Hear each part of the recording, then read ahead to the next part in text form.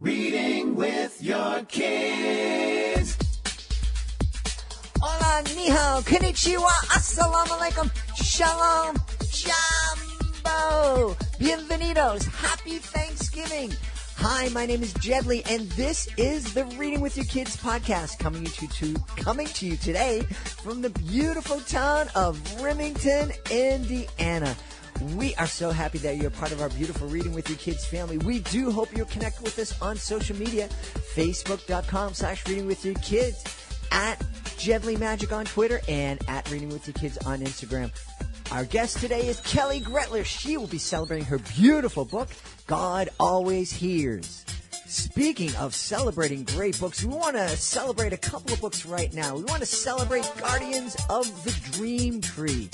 This is a beautiful, beautiful book by our friend Heather Winona Ellis. The beast rising, breaking from its fiery hole, scratching and clawing, spewing its fear and poison, spells of doubt brooding, a stench of nightmares, children's eyes tearing, bedtime dreadful and dreary, awakened in cold sweats. Parents are perplexed, dark circles around children's eyes, sullen, meek and weak, tired, turns slowly to death. What will happen next? You can find out by reading Guardian of the Dream Tree by our friend Heather Winona Ellis. As I mentioned earlier, we are publishing this episode of the podcast on Thanksgiving Day, and we hope that you have a chance to celebrate with your family, with your friends. Just take a moment to be thankful for all that we have. And of course, Thanksgiving being here means the rest of the holidays are right around the corner. We want to encourage you to check out Fairies of Frost by our friend Haley Nystrom. In the Fairies of Frost, you get to meet Lady Solstice and the Fairies of Frost as they bring in winter and celebrate everything that makes winter special. From all of the holidays, family get-togethers, music, and more. Finally, a book that includes Hanukkah, Christmas, Kwanzaa, and the solstice. This really is a beautiful book, and it's a great way to start conversations about the holidays and about how many of us celebrate different holidays at this time. Check it out today, The Fairies of Frost by our friend Haley Nystrom. Joining us right now from Cibolo in Texas, she is the author of a beautiful, heartwarming book called God Always Hears. Please welcome to the show, Kelly Grettler. Kelly, how are you? Thank you so much, Jed. I'm really, really great. I'm so excited for this book. I'm like a nervous mama. You know, I've gone through the gestational period and I'm about to birth it and I don't know. It's just, I feel very excited right now to share this baby with the world. So thank you for having me today. We're really excited. Yeah, God Always Hears is just out right now. It's only been out a few weeks, and we're really excited about this. Why don't you tell us, begin by telling us about the story and what inspired you to write it? I was inspired to write this book. It was a year ago. Last year, I was diagnosed with breast cancer, and I moved through it very quickly. I got this. I'm strong. You don't have to worry about me. I've got 2 teenagers. You know, we moved through it very quickly. And I found myself kind of unable to even pray. I was just so in the zone that I was kind of shutting down everything. And it was in that moment that I had so many other people praying for me. I would just sort of zone out, and I kept seeing a butterfly. It's so hard to explain, but I really look back at that time, and I feel like that was kind of God's way of saying, hey, I'm still right here with you. And it was after that surgery that I had to go through that I was finding myself, I was talking to my friend, and I was like, look, I'm having a hard time finding my voice. I can't write. I can't think. I'm having a hard time coming back out of this. And she suggested I write about what I just went through. But because I'm a children's author, I decided to do it kind of from a child's point of view. And I had a lot of surgeries when I was a kid, so it's kind of my genre, I guess. I didn't realize it was until I started writing about it. And I think my favorite part of the story is after I wrote this story, I needed an illustrator. And so I was kind of scrolling on Instagram one day and I stumbled upon this girl's painting, this little girl. She was 11 at the time, and she painted what I felt was me. It was a young lady with kind of reddish hair, shoulder length, with shamrocks on her, green dress with pink flowers all around her. And I was so drawn to it. I got on her feed and I started looking at her other paintings, and I was like, oh my gosh, it's so angelic what this little girl's drawing. So I sent her a message and I said, hi, I don't know if you'd be interested, ask your mom, obviously, but would you be interested in illustrating a book? I just wrote a book. And she will tell you now that the night before this happened, she had been praying with her mom, asking God, will I ever get to illustrate a book? And then somehow we found each other the next day. And so she and I both believe we were kind of led together, because her art is what makes this book just so amazing, so beautiful. She's 12. Her name is Solomia Kalinichenko, and she lives in Ukraine. And I got to give her so much of the credit. I'm holding it up. I don't know if we're on camera or not, so I'm holding it up, but it's a gorgeous book, Jed. It really is a gorgeous book, and no, we can't see it. Oh, okay. I just always have it in my hands. I walk around my house with it. I love it so much. Well, it really is. I'm looking at the artwork on your website, and it really is spectacular. And it's very, very different than a lot of the illustrations that you find in kids' books, and yeah. It seems incredibly mature. I don't know if that's the right way to put it. It's not the art that I would expect a 12-year-old to create, or even an 18 or 19-year-old to create. No, she's so beyond her years. That's what I mean. It speaks to you, doesn't it? It's angelic. Mm-hmm. That's all I can do to describe it, is say that her work is truly angelic. She's incredible. She's going to have a long career ahead of her, and I can't wait to see what else she does.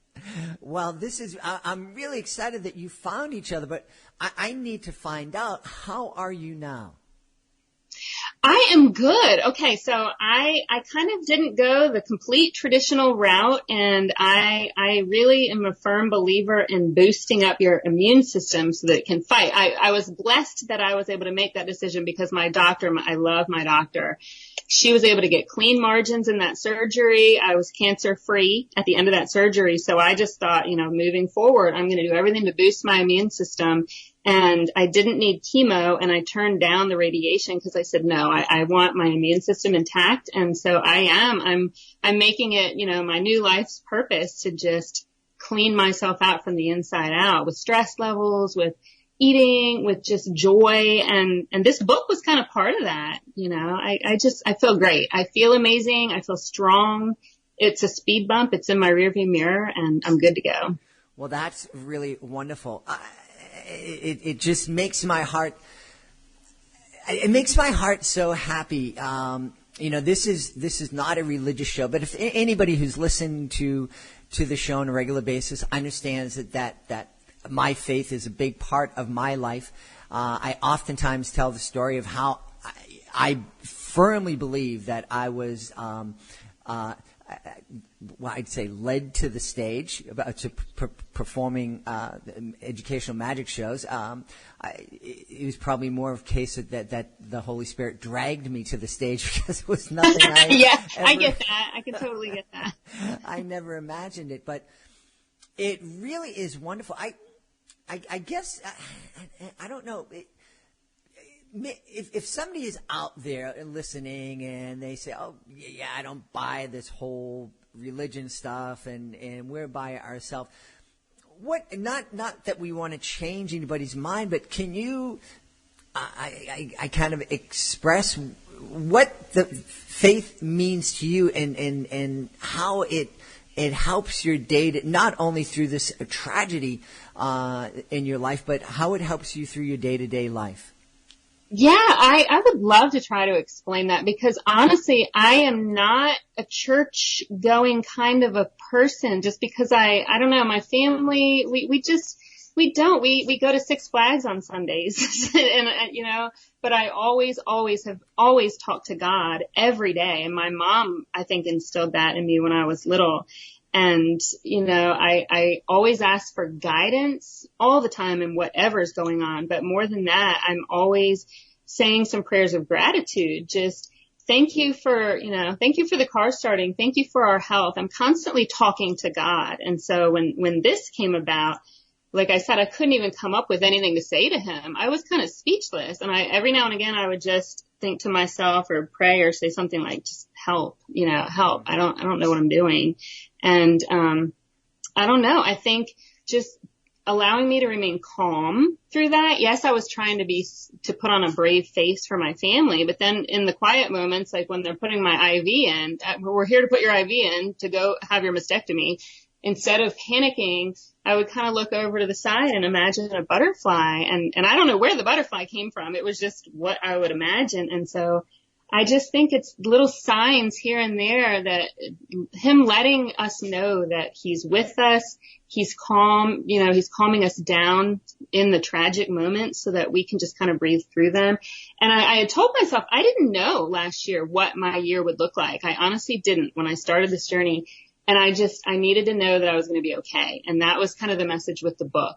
Whatever you're facing, you'll be okay. Whatever that end, whether it's a tragic ending or not, you have to kind of slow yourself down and breathe yourself through it and just know that you'll be okay. And so I hope that's kind of a little bit of a light that I can hand to somebody else that reads this book that might need it. Well, I love, there's so much of what you said that I love. Certainly that whole idea of living gratefully. Mm-hmm. And for me, it's having a being greater than I, or is that I can express my gratitude to. It really helps me be grateful, because it kind of helps me focus. And this isn't just happenstance. And and we know from science that living gratefully there's so many benefits to it. We're healthier, we're happier, we endure pain better when we live gratefully. So, absolutely, yeah. So that's really beneficial. And I also love that whole idea of,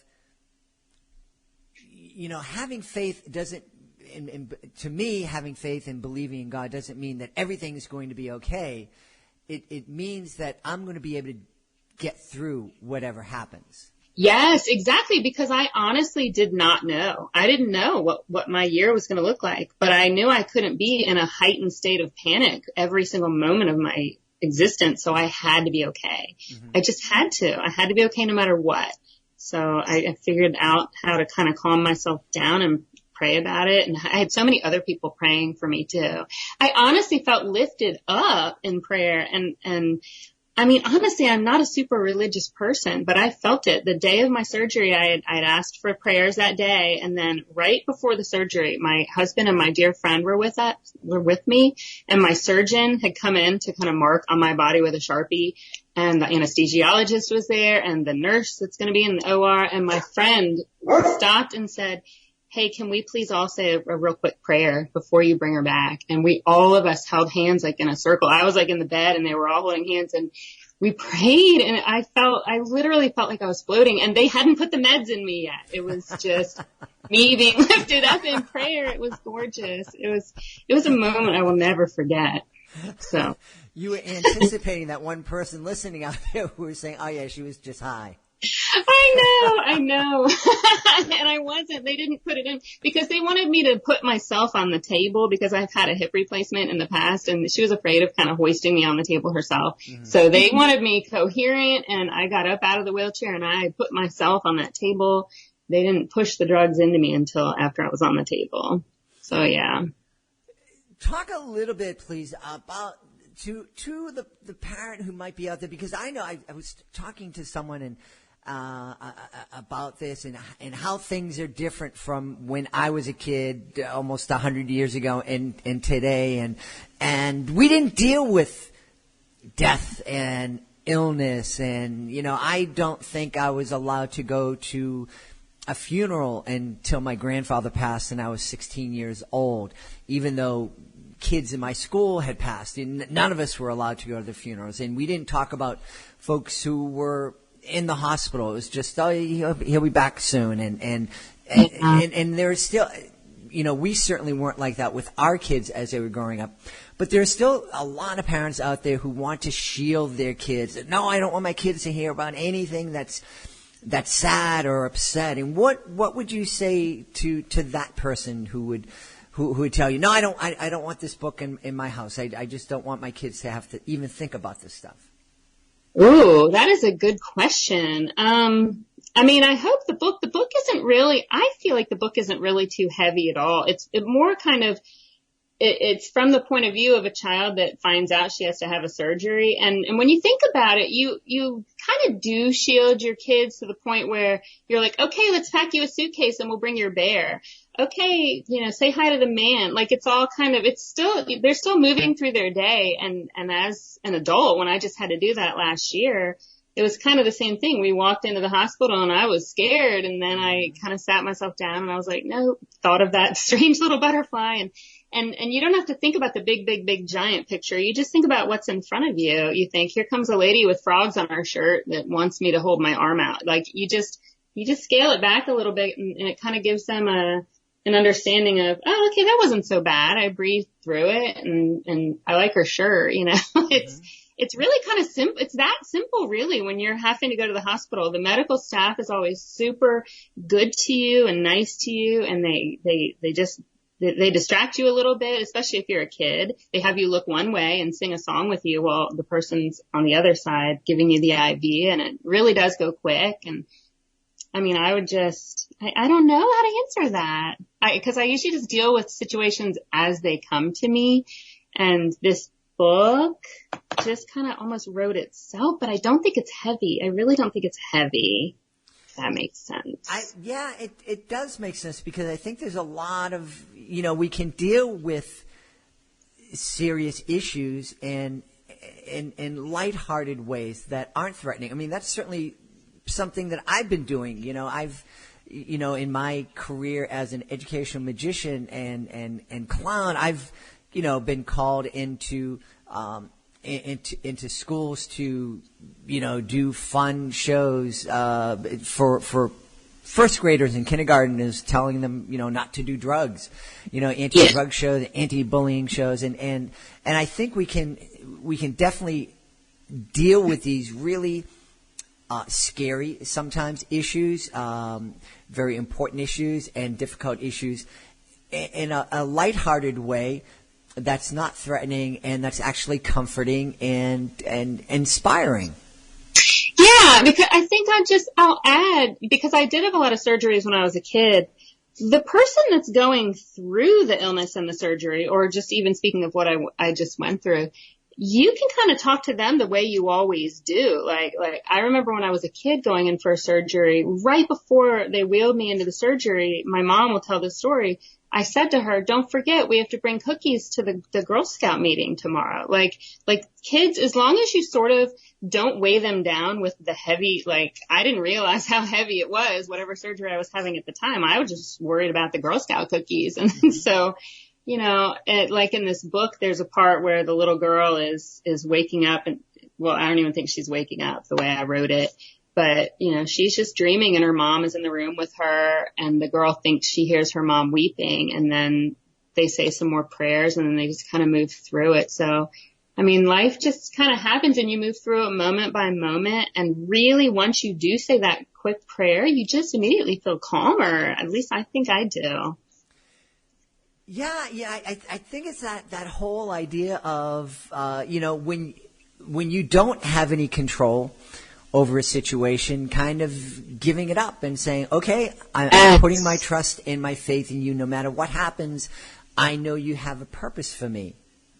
Yes, that's exactly what it is. The control thing. That you nailed it. You hit the nail on the head. And I'm a certifiable control freak in so many other parts of my life. But I learned this past year to give all that up. But yes, when it comes to illness and hospitals and stuff like that, all you can do is kind of get quiet and stick together and try and make each other smile through it and pray through it, hold hands through it, whatever you got to do, Well, there's been I'm so happy that you're healthy. I'm so happy that you've created God Always Hears, because I think it can be an important addition to a lot of family libraries, and not only the family that is dealing with this situation, who has somebody in the family that's facing a serious illness or surgery, but I think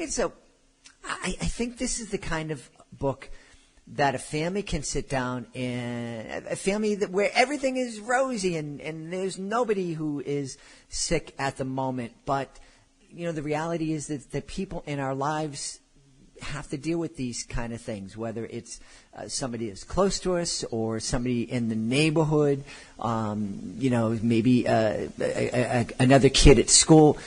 Right. These kind of things touch us, and a family sitting down and sharing this together, it's a great way to help our kids develop some empathy and understanding for folks who are kind of going through this.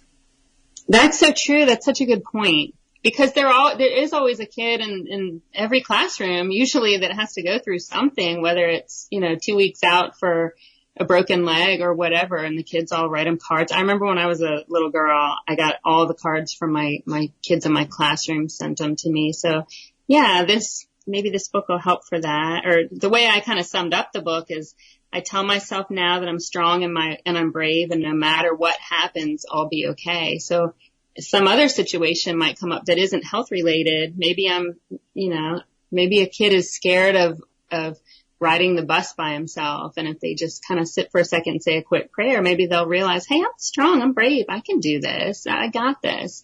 Any situation in life, a quick prayer can, I think, help you through it.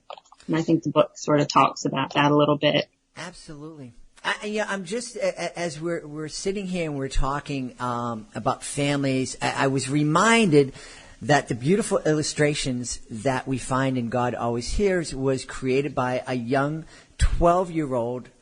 I know. woman. She was 11 at the time. Can you believe it? Yeah, when she painted these pictures, she was 11 years old. I'm wondering if how creating these illustrations and reading the story and kind of adapting the story and visually, if that had an effect on Solomia, or was she just so excited about doing the illustrations? No, I think she's an old soul. At the same time that she was working on this, she was also painting big pictures to be hung on the walls of a brand new palliative care center in Ukraine. She was invited to do that. And she kind of finished up with my project and that project at the same time. And I know she went down there and spent time with the patients, brought them presents. So I think she's an old soul. She really wanted to work on this book because of the subject matter. She and her mom read it and said, okay, I agree. This is something I want to work on. So I think that girl's got it going on. I think Solomia is a little bit more mature than I am, definitely. Well, I have a feeling you may go back to Solomia in 2 or 3 years and want her to illustrate another book and find that her rates have gone up dramatically. Oh, bless her heart. Oh, yeah. She deserves every penny that she gets in life, because that girl, she's just so different. Her illustrations are so different, right? The way she draws her people. I asked her to put butterflies on so many of them. Like, I'd say, okay, in this scene, I want the girl to be, coming out of surgery, laying down with her eyes closed, and can you please put a butterfly near her head? Because in my mind, that was God sitting there with me, or with the child in the story. And so Solomia did it. Yeah, well, there certainly are beautiful butterflies, and there's a real emotion in the pictures. I think that one of the things that I can imagine just going through is, after we read the story, is, sitting down with our kids and just going through the pictures and just talking about the pictures. Oh, yeah, absolutely.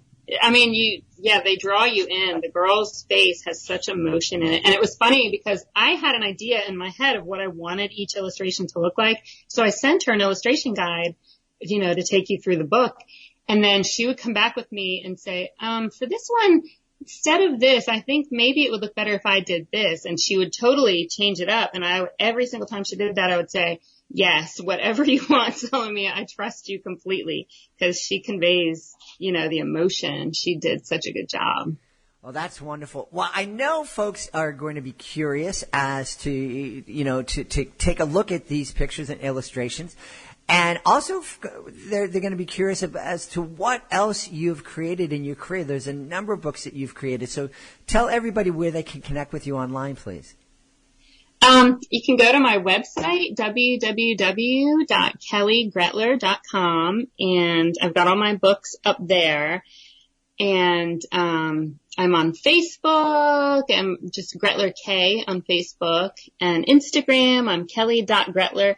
They're all a little bit different because through the years I've forgotten passwords and had to recreate new accounts because I'm old. But yeah, definitely you can connect with me anywhere on those three. I'm not on Twitter. I don't know how to tweet about my Twitter, so you can't find me there. I'm there, but I don't know my password, so you won't find me there. And just as I said, you have a number of books out. If there was one book that you wanted to, kind of highlight and get folks to check out, which one would it be?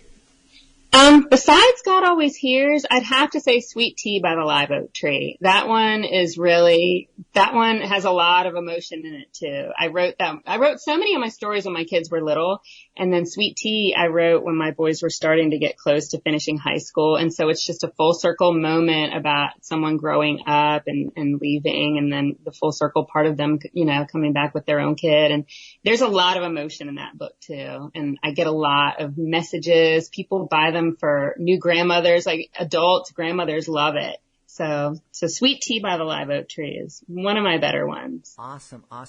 Well, we have had such a fun time talking today to the author of God Always Here, a really powerful and inspirational book from our guest, Kelly Grettler. Kelly, thanks so much for being part of our show. Jed, thank you so much for having me. I really had a lot of fun talking to you, so thank you. Thank you. Please be sure to join us for the next edition of the Reading with Your Kids podcast.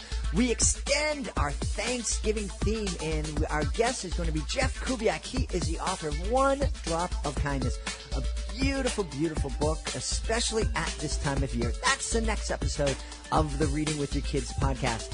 If you are the author of a great children's book, we would love to have you as a guest on the podcast. Being a guest, it's fun, it's easy, and it gives you the chance to tell thousands of people about your fantastic children's book. All you need to do is to go to our website, readingwithyourkids.com, click on the contact button, let us know about your great book. We will let you know the next easy steps. Want to thank Kelly Grettler for being with us today. Be sure to check out God Always Hears and also all of her other beautiful books. Also want to thank my amazing producer, Fatima Khan, for all she does. Don't miss her blog. You can find it at readingwithyourkids.com. Want to thank my beautiful wife for all of the support she gives me. And, of course, I want to thank you. Thank you so much for joining us today. Thank you so much for subscribing to the show. And most of all, thank you so much for making the world a better place by reading with your kids. I'll be looking for you in the next edition of the Reading with Your Kids podcast.